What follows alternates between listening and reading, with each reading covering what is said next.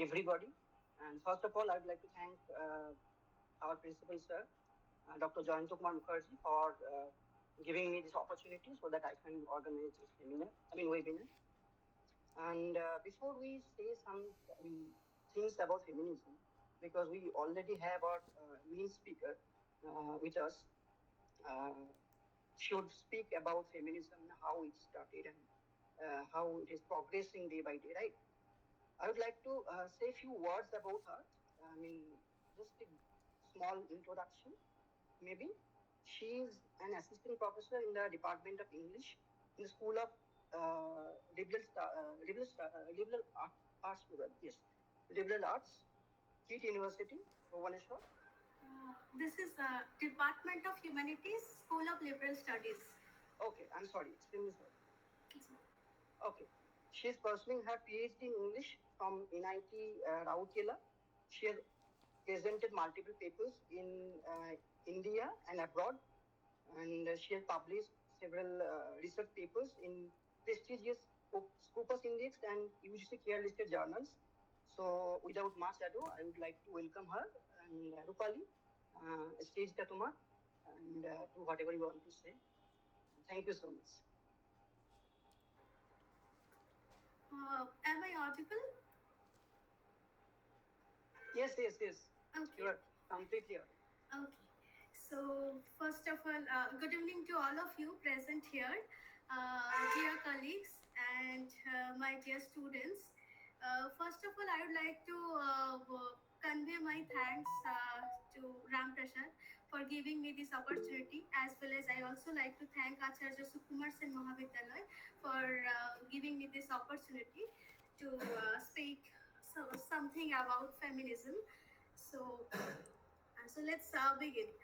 Uh, as which I feel before starting this lecture or before preparing, I thought that we all know somehow we all know about feminism, but still there is some misconceptions and Ram Prasad. Ram Prasad, can you hear me? Yes. Can you Please, share my please. slides? Just a minute. Just a minute. I haven't yet.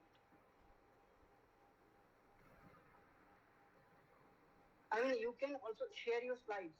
Yeah, otherwise I can. Yes, you can share your slides. Okay, just give me 2 minutes.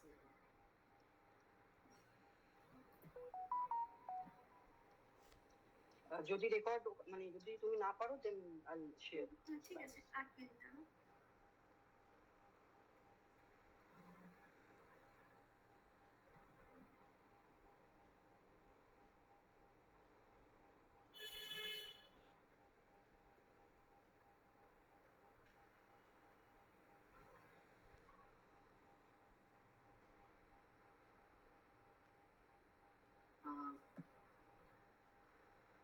Is it visible? Yes. Okay. So actually, this is the outline of today's discussion. We will discuss certain things regarding feminism. First, I would like to focus on the certain myths regarding feminism. Then we will come to the working definition of feminism. Then we will talk about how to map its origin and its evolution. Then we will discuss how we should understand gender, because gender, feminism, patriarchy, very very intrinsically connected. So then we will move to the emergence of feminist ideology or philosophy, different waves of feminism. And next, we will discuss different phases of feminist writing, and next, gynocriticism. Then we will discuss understanding patriarchy and Indian feminists, and last we would like to conclude this talk by Kamala Bessins, as we all know that she is a very powerful feminist, activist, social worker. So let's start with that misconception first. Then we will move to the working definition. there are some misconceptions regarding this feminism. Actually, feminism, it means that misandry. As you know, misandry, that is hatred for men. And also sometimes it is said that feminism is singular. That means all feminists are same. Sometimes we say that it's about white women's issue, and sometimes we say that feminism is a western concept and the like. So let's debunk this myth and destabilize the negative approach first and try to fix it with a positive note on feminism, that as a theoretical category. So come to the point, feminism and patriarchy. There is an intrinsic tie between feminism and patriarchy. So, patriarchy is ubiquitous. Uh, it governs all aspects of life. Similarly, feminist resistance of it is also ubiquitous. So, if we observe critically on this matter, we get to understand that the pervasiveness of feminism is itself nuanced, or you can say problematic. If feminism is imbued in our daily lives, which is categorized by patriarchy, then how do we conceptualize this ideology? How do we map the origin of it? How do we locate its history? So, to address such kind of questions, I would like to quote Chris Wigen, one of the feminist critics. See, in her Feminist Practice and Post-Structuralist Theory, which was published in 1987, she states feminism is a politics. It is a politics directed at changing existing power relations between women and men in society. After my few slides, when we will discuss what is the connection between feminism and patriarchy, then we come to the point that actually feminism is not about the against, not about the fight between two sexes, not about the only not about its about for equality. It's about to end the sexism. We will talk about after few slides. So then we can see that she states the determine who does and what for whom, and we are and what we might become. So this is kind of working definition and very much popular in recent times. But though Chris Whedon's the definition a bit problematic to understand, but if we follow the Stanford Encyclopedia of Philosophy, it is very much lucid to understand, because here feminism is presented as a movement, a criticism, as a theory. So, feminism can be understood as not only a social movement but also a set of beliefs, concepts, and theories that seek to analyze, diagnose, and identify solutions to the manifold injustice that people suffer on account of norms. So this is the Stanford Encyclopedia of Philosophy, the definition from the Stanford Encyclopedia of Philosophy. So far you can understand that the feminism actually it aims to end sexism. As you know, sexism, that is the discrimination based on sex. Of course, it talks about equality, but side by side, it also aims to end patriarchic injustice, oppression. So gradually, we will understand its development, its feminist philosophy. We will talk about it. So next, come to the understanding gender. So as we know, gender is very, very, very common in this discussion. So we all know that gender is socially constructed, whereas sex is biological. And we all know that gender is used as a socio-political tool of exclusion and oppression. You know that. So the next thing is, I would like to say that in the words of Vidal, that we may state that we need a theory which can explain how and why people oppress each other, a theory of subjectivity. So basically, to understand feminism and its oppression, we should understand why we should oppress each other, why people oppress each other. That is a very crucial thing we need to understand the core of feminism.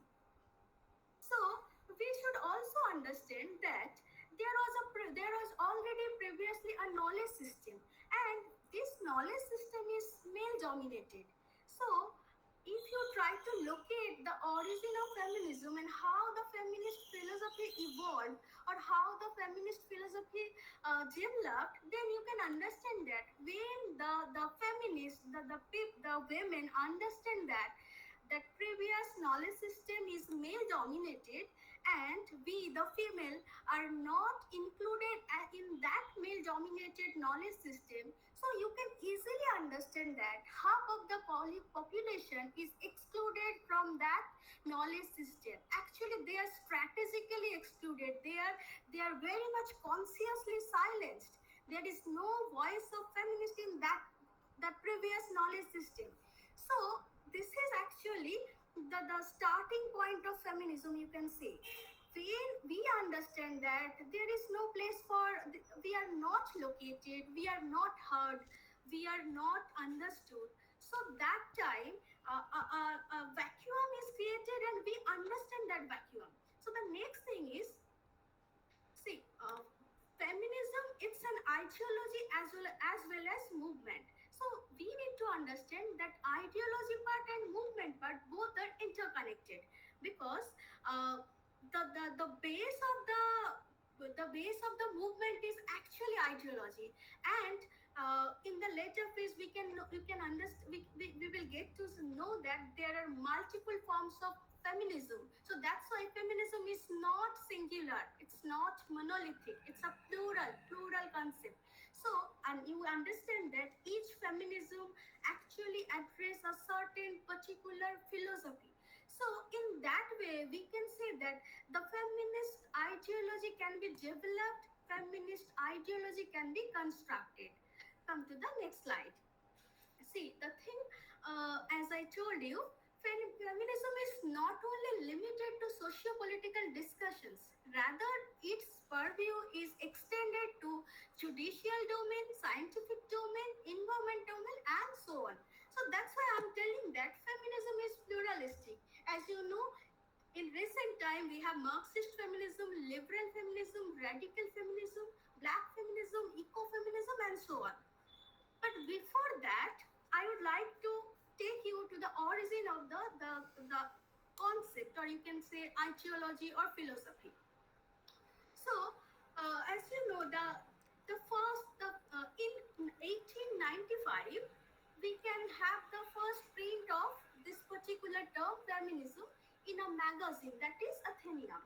So, as you know, feminism, the origin of the term that feminism, it's from femina. It's a Latin word that suggests women or female. So you can say this is one kind of origin of this concept. Now let's move to the different waves. This is the actually the development of the theory, the how actually we have this multiple feminism. At initial stage, when the movement starts, as we know that feminism is a kind of socio-political movement to Uh, end oppression. Rupali, sorry to interrupt you. Are you changing the slides right now, or you are on the second slide? I am changing the slides, but it's not It's visible. not happening. Oh No, my, no, no. oh my God! I am changing many slides so far. Just a minute. Now Yes, you yes. can. Now it is visible. Yes, yes, yes, yes. Okay okay, Now it's working actually properly. Great. আমি ওই এটা বড় করে দিয়েছিলাম, তো তাই জন্য বোধহয়। আচ্ছা, no ঠিক problem. আছে, তাহলে আমি তো এগুলো সব একটু আগে একটু বলে দিলে হতো যাকে। Okay, so we were talking about feminism and its pluralism, and then we discussed. Is it visible now? Is it changing? Slides are moving. Yes, yes. Okay, done. Complete. Yeah, yeah.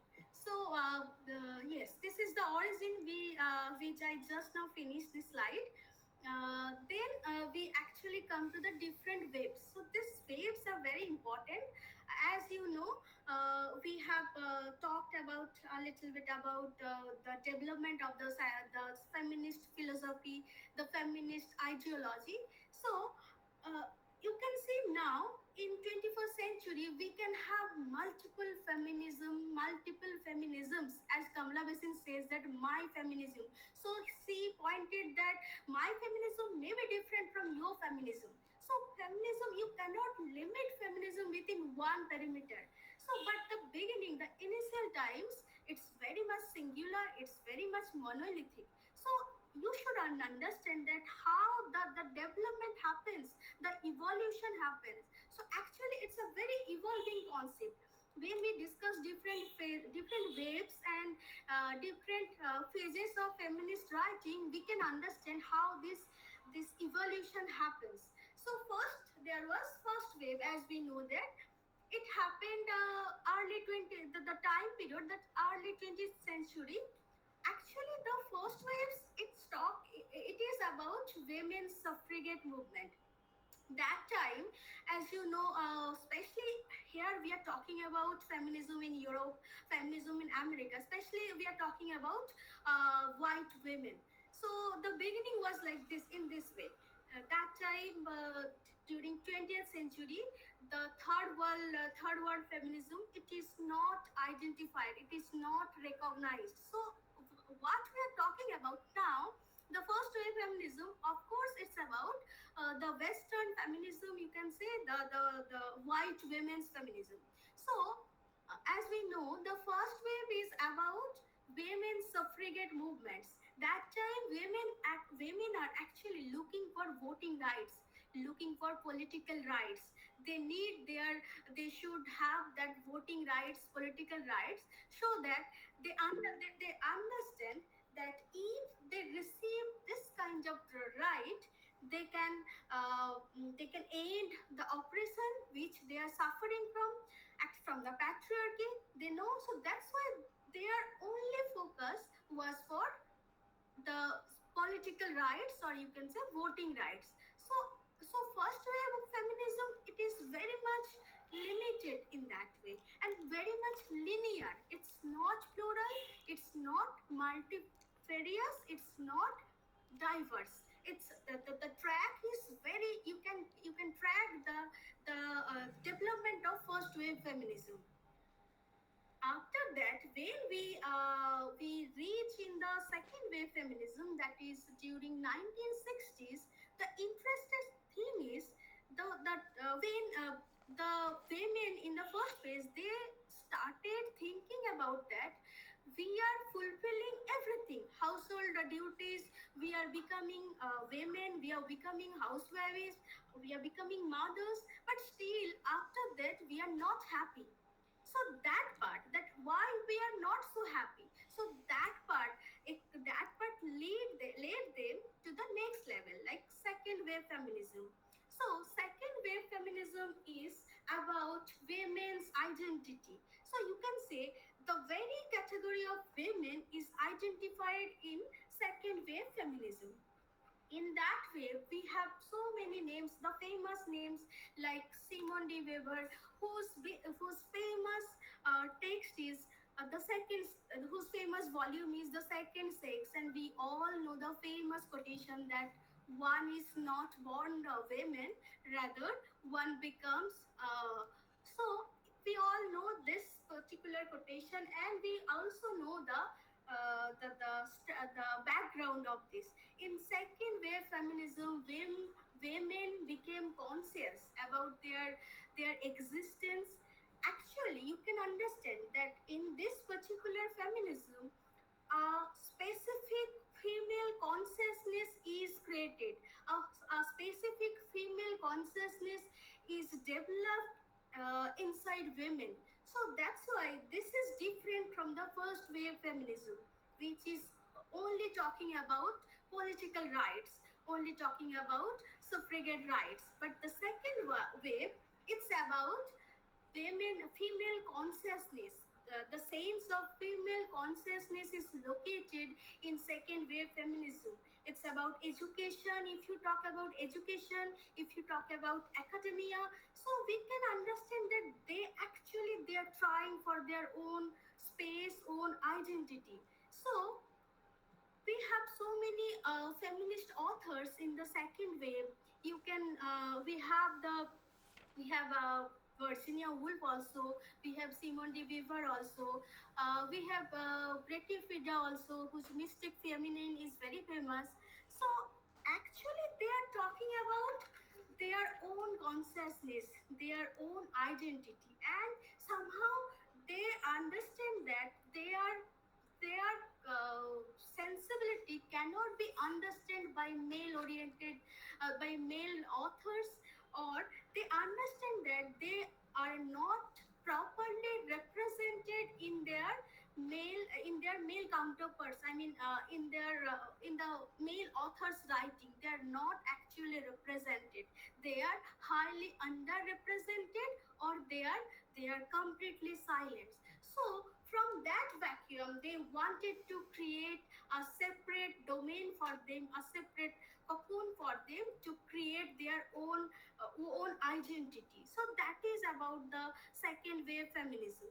So, but you know, second wave feminism is also highly criticized by the critic. As you know, the critic, they said that it's about white women, as well as it's about women who belong to the upper class. It's about upper class Manhattan women. It's not about black women. It's not about Dalit women. It's not about gendered women, like gender fluidity women.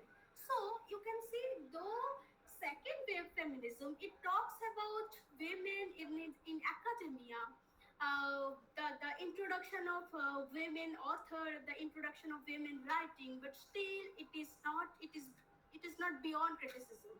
It is one kind of monolithic, because it is entirely revolve around the white women, not the black women, not the third women, not the other women. So that's why, from that point of view, second wave feminism is highly condemned. Out of this, then we have the third wave feminism. It's you can say it's a post feminism. The third wave, this part is before discussing this third wave feminism, I would like to introduce you the uh, feminist writing, different phases of feminist writing, which comes under this second wave of feminism. So there was another very famous author, feminist author. Her name is Ellen Sowalter. If you read Sowalter, you can understand how Sowalter tried to establish a female cocoon, a female writing, a female audience, as well as a female subject through her through her understanding of feminism. So she actually proposes uh, uh, she actually proposes three phases. See, these are the phases you can see. The first one is feminine phases. As you can see, the time period, it's 1840 to 1880s. So the feminine phases is not so significant. As you know, it's about the female authors. You can have the name of Elizabeth Gaskell, or you can have the name of George Eliot also, George Eliot, Elizabeth Gaskell. So what they tried to imitate their male counterpart. In feminine phase, we have seen that the authors like Elizabeth Gaskell and and her contemporaries, they that time they have their pseudonyms, not their real names, and because they have to do that, otherwise they are afraid that their writing won't be published. If they are identified as women, they may be condemned in society.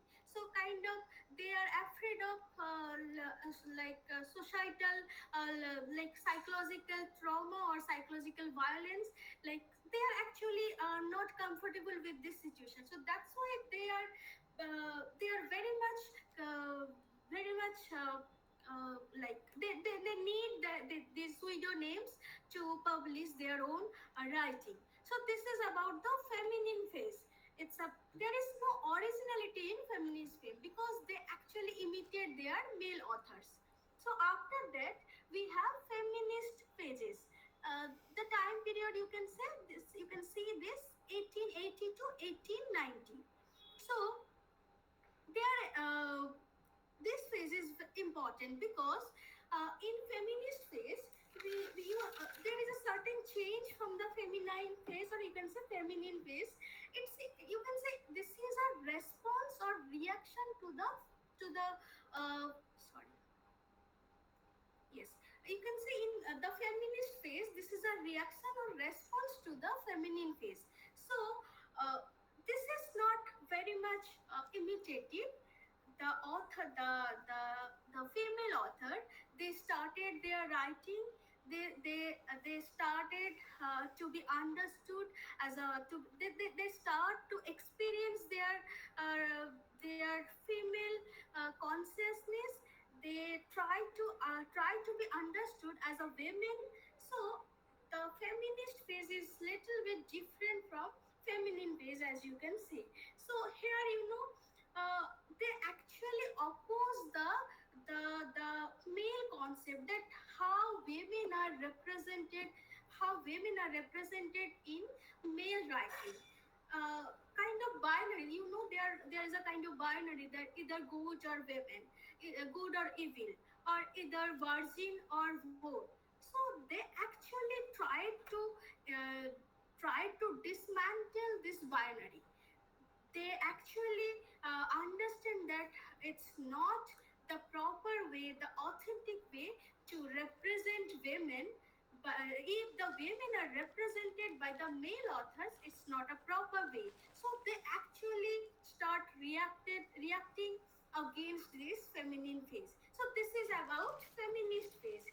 The next phase, that is female phase, this is very important uh, because this phase is totally creative, you can say totally independent. It is not dependent on the previous one. Like in this phase, the feminist authors try to create a separate canon, separate female canon. So that is completely different from male canon. So far our traditional canon, so far guided by the male authors, or you can say patriarchy. So free from patriarchy, they want to create a separate female canon, totally understood by female authors. Female experience, female consciousness, female ethos and sensibilities were represented in this female. So this is in this actually the new voices are coming out in this female phase. You can say there are the plurality of voices, the voices which are so far not heard, so far which are not heard, which are not recognized. We can recognize this voice, we can hear this voice in this female phase. So female phase is very much distinct and very much creative also, because it creates a new domain, it creates a new field, new canon for feminist authors. So there was another term, that is gynocriticism by Ellen Sowelter. To actually to gynocriticism, it's about a feminist writing, written by women, for women, by women. So entirely that is entirely guided by women. So this is about the female phase. Next come to the understanding patriarchy. As I told you, when we talk about feminism and patriarchy are very much intrinsically connected. So you cannot imagine one without other. So to understand feminism, you need to understand patriarchy. See, why I quote this understanding patriarchy, because this is a very famous essay by Bell Hooks. As you know, as you have heard the name bell hook, one of one of an eminent feminist. So, bell hooks defines patriarchy as a single most life-threatening social disease assaulting the male body and spirit in our nation. So you can understand the we can get a novel idea of patriarchy after reading Bell Hooks' essay "Understanding Patriarchy," because bell hooks actually presented a patriarchy in a different manner, in a patriarchy in an alternative manner. She tells that not only females are affected but also males are affected, because uh, in patriarchy we are taught that how to perform, I mean, if there is a girl, uh, uh, she has to she has to be understand that there are certain norms and she cannot exceed those norms. If there are boys, they have to understand that if there are certain norms for boys or males, they cannot exceed. So patriarchy is just a kind of benchmark, uh, or you can say a benchmark for oppression also, that actually brings only darkness, injustice, violence to society. But the most important thing is patriarchy actually affects both the gender. The existing, or you can say the stereotype idea is that the female are actually oppressed by patriarchy, but this is not the whole truth. The truth is identified by bell hook, that males are also the victims of patriarchy. That the stereotype idea is that males are the perpetrator of patriarchy and females are the victims of patriarchy. That it has been taught that females should be docile, females should be submissive, whereas men should be kind of machistic or masculinity. So there are certain boundaries already fixed for males and for females, certain norms. You can understand this concept in the term, in the context of color codes also. As we know that if there is a color like pink, that pink is meant for women. So this is the example of the patriarchy, the negativity of patriarchy, or you can say the injustice, the violence of patriarchy, that pink is only limited for women, only women can wear this color. If you can say that blue is for women, why girls can wear blue? No, this is actually the result of patriarchy, and which we are suffering from, and you can say this is the oppression of patriarchy. So that's why I can say that the feminism can be understood through patriarchy, and once you end this patriarchy, only then you can understand that the equality, the concept of equality can be achieved. Another thing you can say about patriarchy, that you can say in case of in our culture, we have seen that in case of games, that girls can only play with these games. Boys can fight, boys can play with guns, while girls can play with dolls. So this is also, this gendered idea is also the product of patriarchy. So there are multiple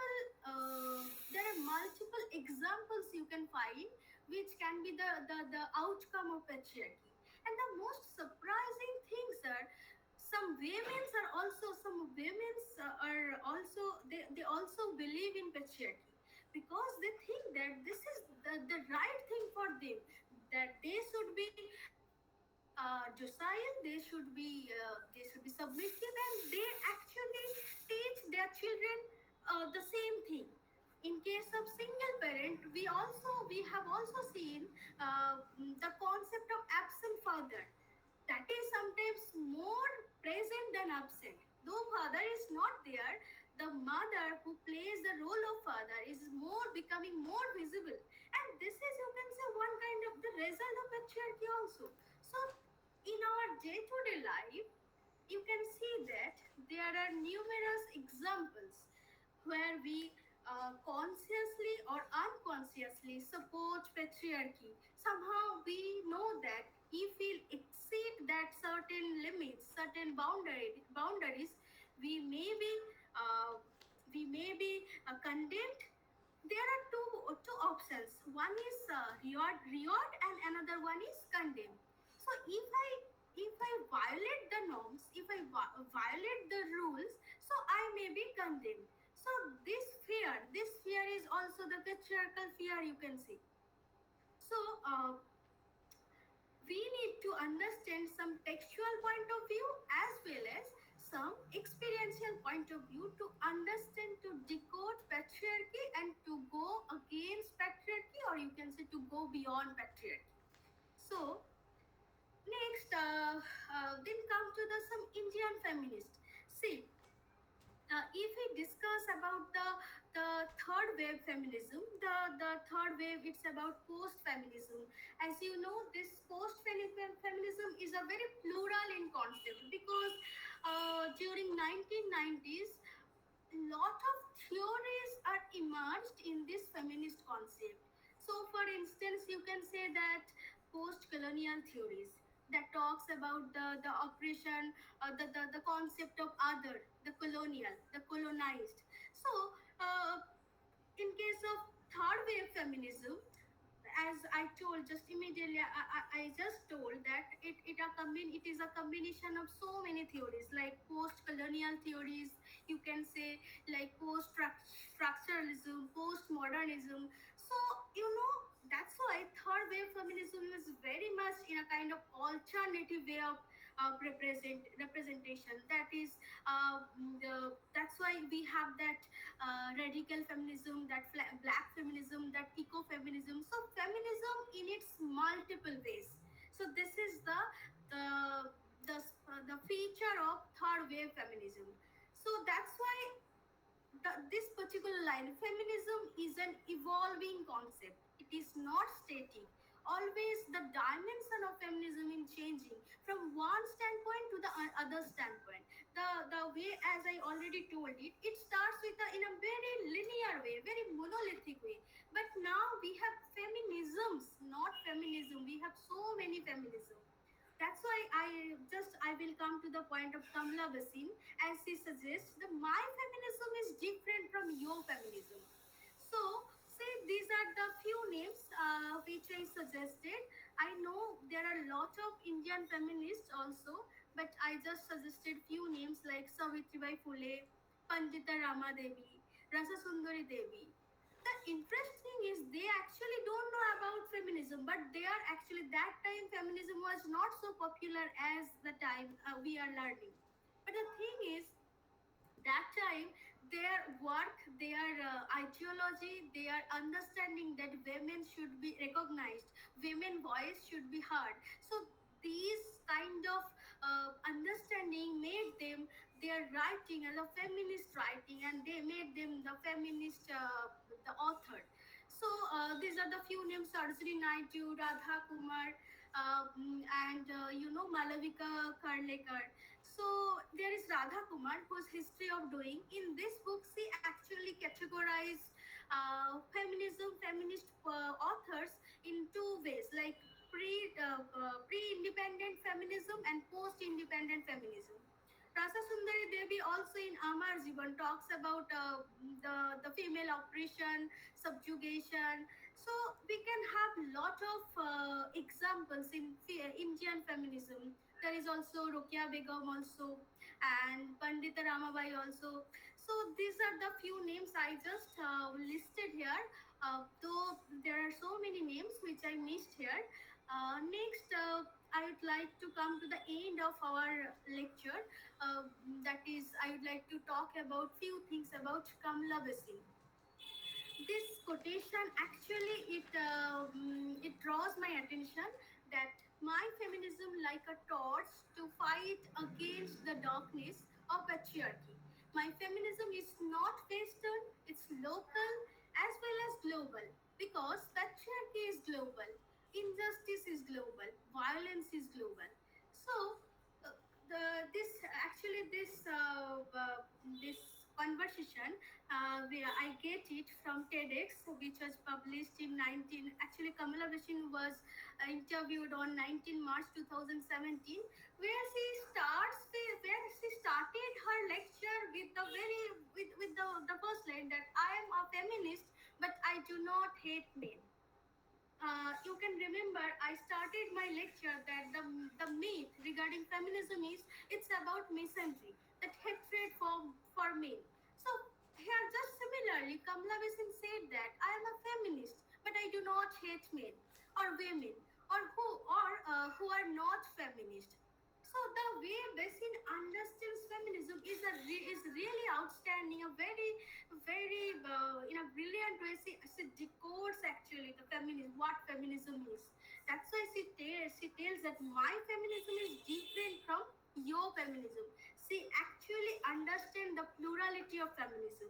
Though she tells that it is local as well as global. Why it is local?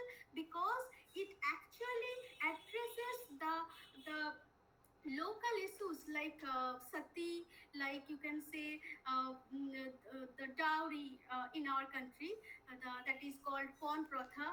So these are actually the local phenomena, the local problems, local issues, as well as also global, because it talks about injustice, it talks about violence, which is actually global. So that is the way that is we can understand that this way Basin actually uh, understands feminism, and very in a very well knit way she represents feminism. She invites her friends and colleagues to understand feminism in a very flexible way. Feminism should not be in a static way, it should be dynamic, it should be flexible. That's why so far today is also the concept is changing, and it will be changing in future. So I think uh, I had already finished my part, so I would like to stop it. Yes. Okay, thank you so much, Rupali. It was a fantastic lecture, I must say, and I'm sure that Sir, people. can you Yes. please stop this? I just a minute. I can't see the screen. Just a minute. Let Okay. me come to the screen. I could not see. Yeah, now I get it. Yes. Yes. Okay. Uh, Thank you so much, Rupali. It was a fantastic lecture, and I am sure that people here have learned a lot from this lecture, and I'll try to continue this legacy of meeting people. I mean, calling people out, so that they can deliver and enrich us with their knowledge and all. And এটা চলবে হয়তো, but it starts with a lady, because we are dealing with feminism, and what better to understand the feminism. No. Actually, I have a objection here. যেটা বললে starts with lady. Uh, uh, we should go beyond that idea, because feminism is. That's why Kamala Hassan said feminism is for all. It's not for No, women.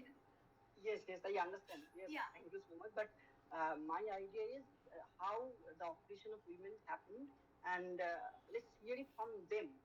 And I have seen in multiple, I mean, seminars and multiple webinars where people like all the representatives of the patriarchy, they are present there. I mean, men, so-called men are present there, and without any women. And it's about feminism, it's about women oppression, it's about I mean, equal rights and all. So I mean, what about their voices, what about their oppression? So I mean, I'm just telling out things I mean, in a very, I mean, what, elastic way. So I mean, I know that people here would I mean, understand what you have said, and I agree that it's not only about women, it's about male also, it's about male issues. because we also are, I mean, male are also the victims of I this just would patriarchal like to society. add just Yes. one thing here.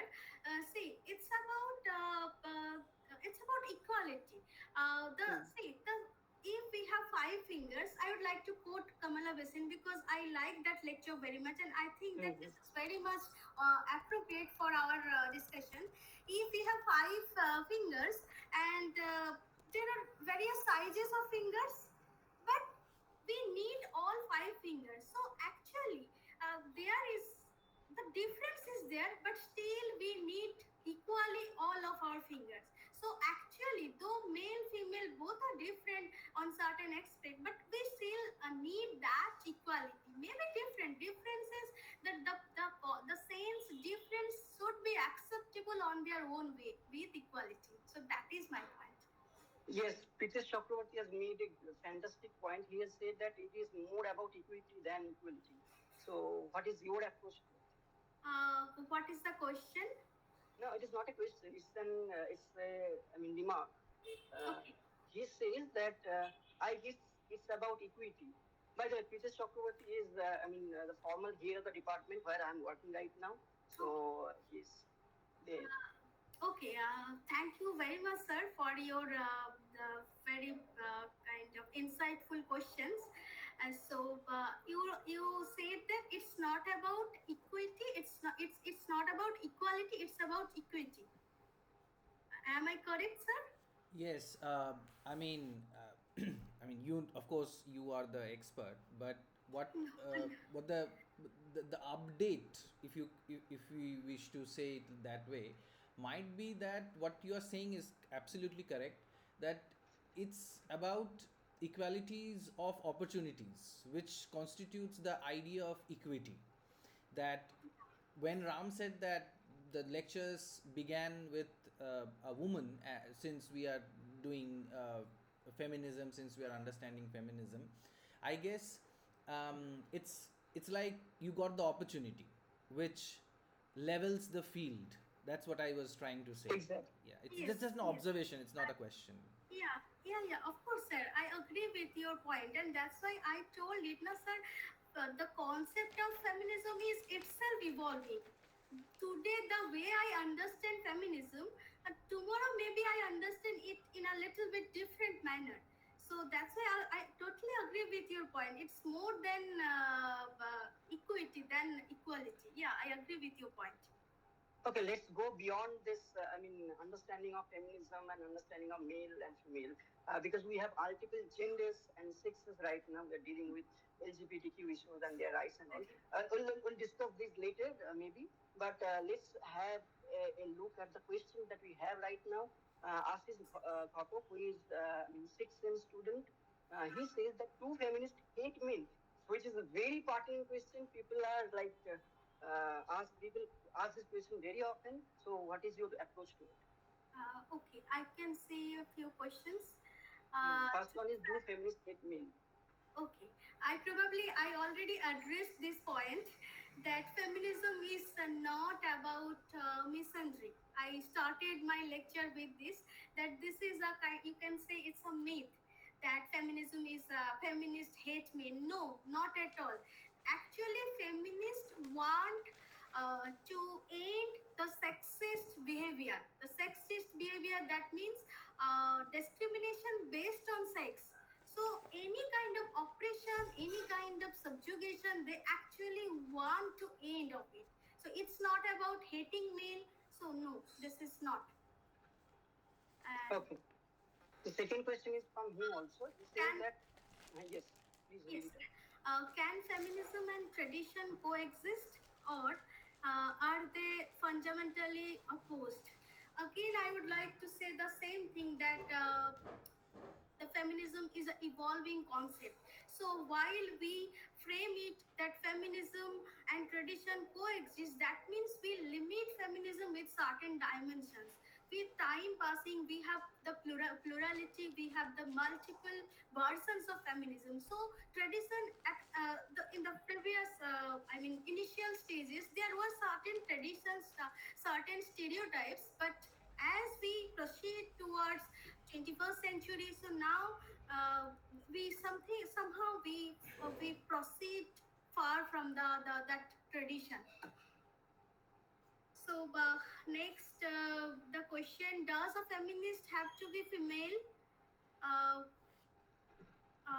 Not at all. That's why that's why I end my lecture with Kamla Basin. The feminism is for all. A man can be feminist, as well as a female can be feminist. To become a feminist, you need not to be female. It's about the understanding. It's about the behavior to understand about oppression, which patriarchy begins. So that's why there is not any mandatory rule that to talk about feminism, to be feminist, you have to be female. Is it clear, Srijita? It's a good question. Srijita বলো। Yes, ma'am. ওকে, আমি কি বোঝাতে পেরেছি, বুঝতে পেরেছো? Yes. Okay, so come to the next question. Disha Konar from. Uh, I'm very happy to have this kind of questions, that students are asking this kind of questions. So it's really, I feel very happy that at least they are thinking something about feminism. So that's why they are with those kind of questions. So yeah, it's really impressive. Does a feminist have to be? Yeah. Next, we have to know about Taslima Nasrin. This is very much controversial. What kind of perspective you would like to know about Taslima? Can you say? Disha, please unmute yourself and say a few words about Taslima Nasrin and how do you approach Taslima Nasrin? Ma'am as a feminist হিসেবে মানে আপনি যদি তার বিষয়ে কিছু বলেন মানে সেই দেখো, ক্ষেত্রে আর কি। তসলিমা নাসরিন যেটা বলছো ফেমিনিস্ট হিসেবে, তো Taslima Nasrin is a product of third world feminism, or you can say third wave feminism. So of course, there may be some difference, there must be some difference from the second wave, because so far as I understand Nasrin, Taslima Nasrin, she is her uh, writing career, her professional life as well as her personal life is very much in controversy. So because she is very much bold while she is presenting the female issues, sometimes you can say, you can term her as a radical feminist also. And being in a Muslim country, she still doesn't she is not afraid to talk about against patriarchy, the Maulabad. So Taslima Nasrin একজন খুবই kind of bold author. Bold in the sense she is not afraid to that patriarchy, the male society, the patriarchy also. So this way you can study Taslima Nasrin as a alternative approach also. Is it clear? মানে বুঝতে পেরেছো যেটা বলতে চেয়েছি? Yes ma'am. Okay. So does feminism empower men too, or is it only about women's writing? Okay, this is also a good question. Feminism, see, as I told you, feminism is a combination of a movement. Feminism is a combination of movement, ideology, belief. Also, when it comes to movement, it's not about only limited to women. It's about oppression. Any kind of oppression is going on. That's why we talk about the patriarchy and the victims of patriarchy. We talk about the male victims of patriarchy. So it's not about women's right when we talk about feminist as a movement. But what feminist as an ideology, feminist as a belief, that may be related somehow to only that begin with females' right. Ram Prasad, am I correct? What do you believe here? No, I also, believe that yes. As I have said that, men are also the victims of this patriarchy. Exactly. Because of that, if I'm a man, I cannot cry. If I'm a man, I cannot Exactly. use perfume, which is actually, written that it is only for women. Exactly. পারফিউমও দেখেছি যেগুলো উইমেনদের জন্য হয়, মানে why there should be any kind of discrimination. Exactly. I forget to give that example. Exactly. It's a good example. So, yeah. So of course it's not only about women's because when we talk about oppression, when we talk about the vulnerability, male are also vulnerable. That point we need to understand. Male are also vulnerable in this in patriarchy. So uh, এটা কি বোঝানো গেল আশিস ঘটক?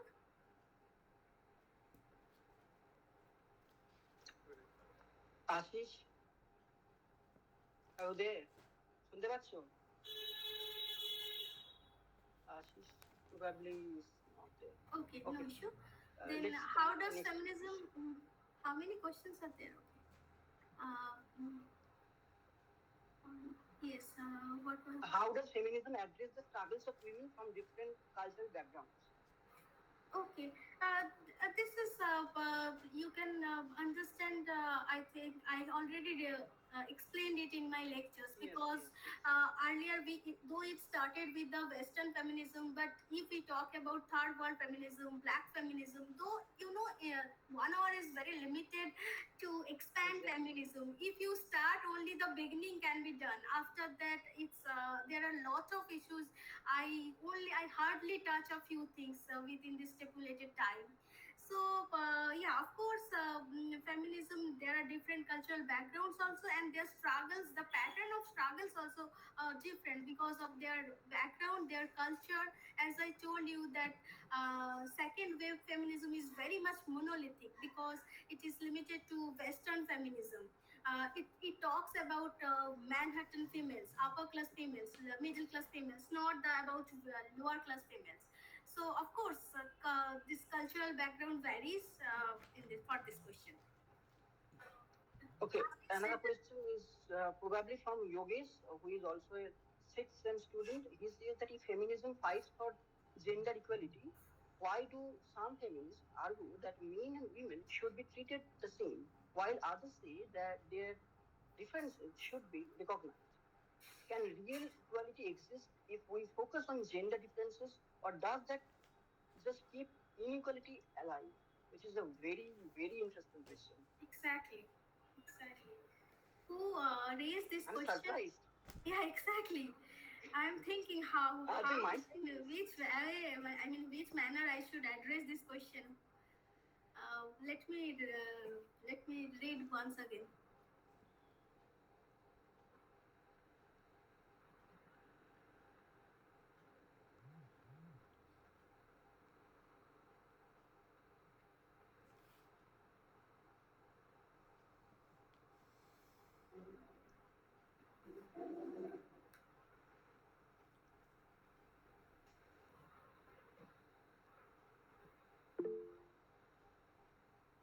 Yes, sir. Would you like to say something?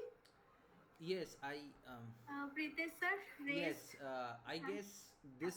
I mean, I am not trying to answer for you, but I guess what Jogesh is has missed that what you already said, that it's not about gender equality.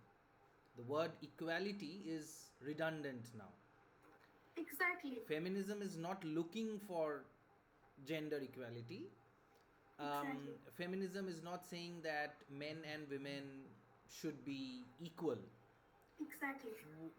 What they are saying is that there should be equalities of opportunities, and the differences must not be exploited, or they must not be used or weaponized against each other. I think that is what feminism is trying to Yes, sir. say. Yeah. Absolutely. Absolutely, sir. Exactly. It's not about equality, but exactly equality for opportunity. Exactly as you suggested, and I also told that feminism seeks to end the sexism, the sexist behavior. So, though it started with a view that of equality, but now as it is an evolving concept, we actually came far from that initial idea that about equality. Yes, actually, Ankita বলছে যে এই কোয়েশ্চেনটা যদি বাংলায় কোনোভাবে translate করে দেওয়া যায় তাহলে it would be better, and যদি আনসারটাও বাংলায় হয় তাহলে খুব ভালো হয়। কোন কোশ্চেনটা? এই এই যোগেশের কোশ্চেন। যোগেশের কোয়েশ্চেনটা। Okay, okay, I am trying. I mean, you can answer the question in Bengali. হ্যাঁ হ্যাঁ, আমি চেষ্টা করছি।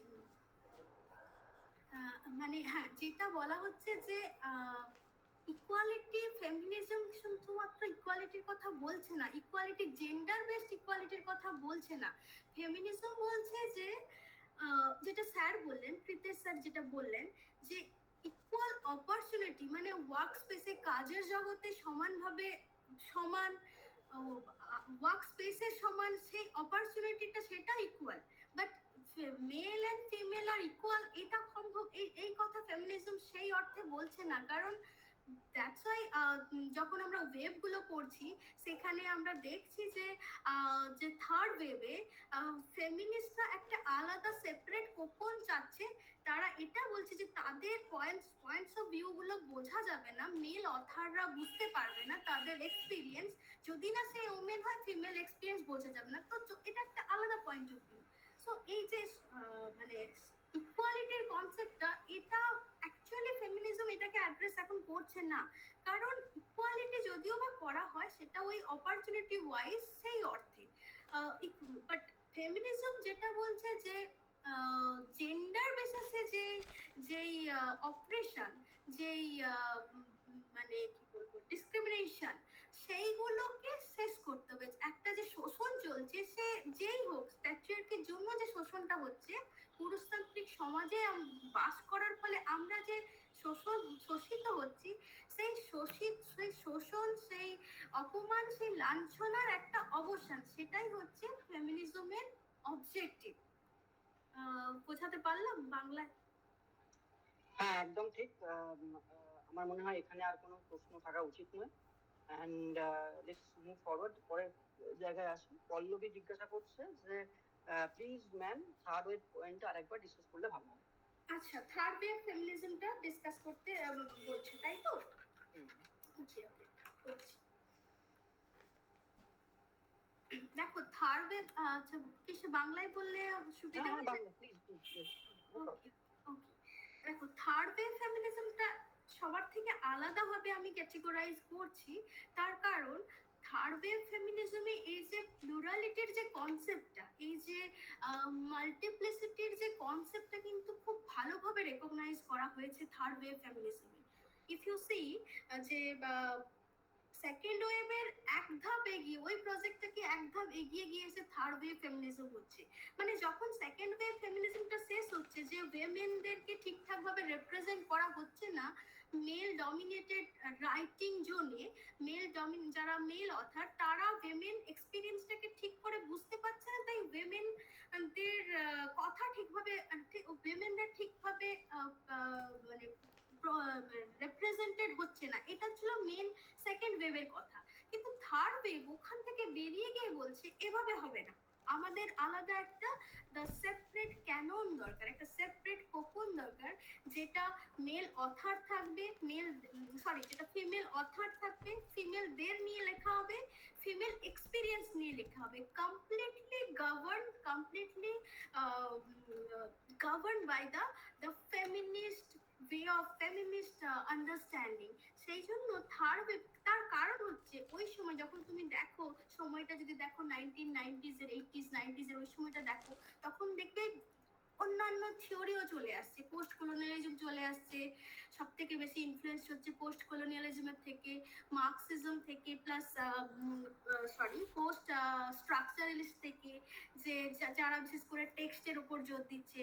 যদি তুমি বলো পোস্ট কলোনিয়ালিজম, তারা এই যে আদার, সেলফ আদারের যে বাইনারিটাকে, ঠিক এক্ষেত্রে এই সেলফ আদারের যে বাইনারির কনসেপ্টটা, মানে কলোনাইজড আর কলোনাইজড আর মানে কলোনাইজার আর কলোনাইজদের যে একটা একটা মানে হায়ারার্কি তৈরি হচ্ছে, সেই হায়ারার্কিটা ঠিক সিমিলার মেন আর ওয়েমের যে হায়ারার্কি তৈরি হচ্ছে। তো সামহাও মানে থার্ড ওয়েভের ফেমিনিজমরা, তারা ওই থিওরি থেকে ইনফ্লুয়েন্সড হয়ে, মানে পোস্ট কলোনিয়ালিজম তো আমরা ওই সেম মানে ওই কথা বলছি, যেখানে আমরা বলছি যে কিভাবে কলোনাইজাররা কলোনাইজদেরকে এতদিন অত্যাচারিত করে রেখেছে, somehow some kind of operation, some kind of exclusion থেকে গেছে, যেখানে তাদেরও ভয়েস শোনা হয়নি। মানে আদার যারা, ওরা ছিল সেলফ, ইউরোপিয়ানরা ছিল সেলফ, হোয়াইটরা যারা ছিল সেলফ, আর এখানে আমরা যে থার্ড ওয়ার্ল্ড থেকে বিলং করছি আমরা হচ্ছি আদার। তো আমাদের এই আদারকে সবসময় আদারাইজিং করে রাখা হয়েছে, আদারকে সবসময় একটা মেন স্ট্রিম থেকে সরিয়ে একটা এন্ডকে গিয়ে রাখা হয়েছে। তো এটাও তো একটা কাইন্ড অফ অপারেশন, এটাও তো একটা কাইন্ড অফ ডিসক্রিমিনেশন হচ্ছে। তো এই তত্ত্বটাকে, এই ডিসক্রিমিনেশনের তত্ত্বটাকে তত্ত্বে ইনফ্লুয়েন্সড হয়ে থার্ড ওয়েভের ফেমিনিস্টরা ওই তত্ত্ব, ওই জাস্ট ধাঁচাটাকে তুলে এনে এখানে রেখে দিয়েছে, মানে এই ফেমিনিজমের কনসেপ্টে রেখে দিয়েছে। এখানে বলা হয়েছে যে যে আমরা আমাদের মানে এইভাবে হচ্ছে না, আমরা খুব অপ্রেসড, যেটা সেকেন্ড ওয়েভে হচ্ছে আমাদের হচ্ছে না। তো আমাদের একটা সেপারেট ডোমেন চাই, একটা সেপারেট আইডিওলজি চাই, সেপারেট ক্যানন চাই, যেখানে আমরা নিজেদেরকে পুরোপুরিভাবে রেকগনাইজ, পুরোপুরিভাবে নিজেদেরকে আইডেন্টিফাই করতে পারবো। তো this is about third wave feminism. That's why এটা হচ্ছে খুব প্লুরাল, এটা হচ্ছে এর বিভিন্ন মানে various kind of voices are merging, various kinds of identities are merging. তুমি তাই দেখতে পাচ্ছ ব্ল্যাক ফেমিনিজমে, দেখতে পাচ্ছ দলিত ফেমিনিজম, দেখতে পাচ্ছ even gender feminism like lesbian feminism দেখতে পাচ্ছ। So you can say that the emergence of various ideologies, various voices can be heard in this particular wave, the third wave. বোঝা গেল? হ্যাঁ ম্যাম, বুঝতে পেরেছি। আচ্ছা, হ্যাঁ, সৃজিতা বলছে what is the difference between gender and sex? yes, this is also very, yes. yeah, I think I have already answered, but still if you want that, see, this is if you read Simone de Beauvoir, so she talks about that gender is a social construct, whereas sex is biological. So for the first time, before that, this division was not properly visible. When second wave emerged, second wave comes, and others like Virginia Woolf or others, they understood that sex is biological, whereas gender is very much social. That means gender is socially constructed. মানে মানে it's a kind of performance. The way you behave, the way you stay, the way you talk, the way you the maintain, everything is depend the way society wants from you. So that's why gender, there is no inherent connection between gender and sex, that is biological sex. So that's why তুমি দেখতে পাবে যে যে আইডিয়াগুলো, যে manly women or womanly men, এই আইডিয়াগুলো খুব other kind of idea that is very much condemned. So that is the thing you can understand the difference between sex and gender. So that's why the famous quotation you can remember that one is not born as women, rather becomes women. So you have to perform as you are women. So that is the performance, the way you behave, that is the identity of your womanhood. So that identity, that behavior is termed, that behavior is you can say identified by that patriarchy. So তুমি কিভাবে behave করবে এটাই তোমার performance. এটার জন্যই তোমার মানে sexual identity যদি মেল হয়, তোমার যদি বিহেভিয়ার যদি ফিমেল হয়, so you should be condemned. So this is the concept. You are under. Yes.